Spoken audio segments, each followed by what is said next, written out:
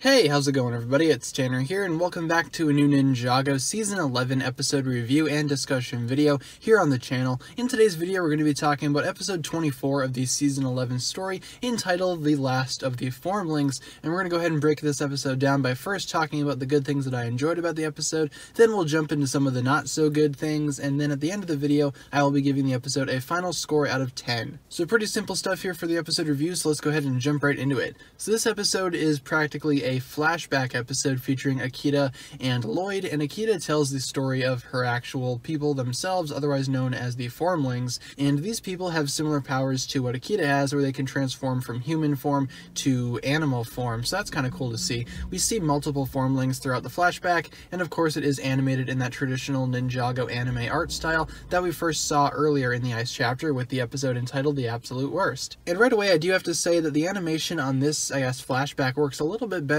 and I believe that this sort of animation / anime art style could work really great for actual flashbacks like this one, as opposed to actually telling stories in the current narrative. I feel like if Ninjago needs to tell a flashback, this is the type of animation style that they could use, especially if they want to go ahead and experiment with more animation styles moving forward. And this episode is basically, as I said earlier, a flashback, but I do believe, as I said earlier again, it does do the actual anime art style better, in my opinion, than the Absolute Worst episode. It's not the Absolute Worst episode, but it's the episode entitled The Absolute Worst. You get it. Akita and her people are animated really well in this actual episode. I could tell that there was a lot of emotion backed into their characters, despite how, limited the actual art style might seem. And overall, I do feel like this is actually very effective in a way to actually tell a story. The actual storyline itself made sense. Akita was a pretty cool narrator. We actually got her backstory, and while it did take an entire episode to develop Akita's backstory and actually get the actual people up to speed on the plot itself, it doesn't feel like a waste of time. It feels like this is absolutely necessary to understand Akita's character,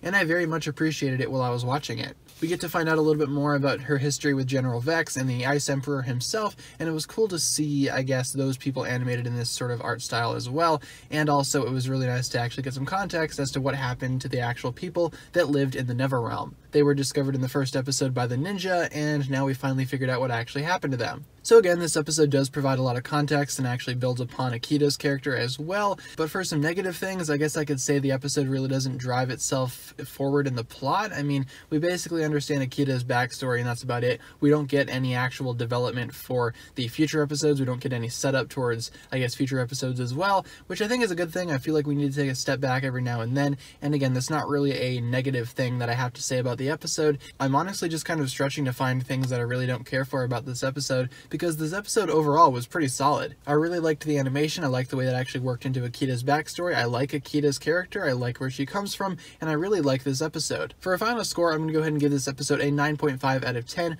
for everything I just listed in my review. This episode was very, very solid, and I would definitely recommend watching it. It's one of the better Ice chapter episodes for sure. So with that being said, guys, it'll just about do it for this video here. Thank you so much for watching this one. If you enjoyed, be sure to like, comment, subscribe, do all that fun stuff, and check out the links down below in the description for my other forms of social media. As always, big shout out goes out to my Patreon supporters, including the Marvelous Jan. Thank you so much for pledging to the $10 tier. As such, you'll receive a spoken shout out and a written shout out at the end of every video, plus additional bonus content uploaded on the Patreon page from time to time. With that being said, guys, thank you so much for watching this video. Once again, my name is TannerFishies, and with that, I bid you farewell.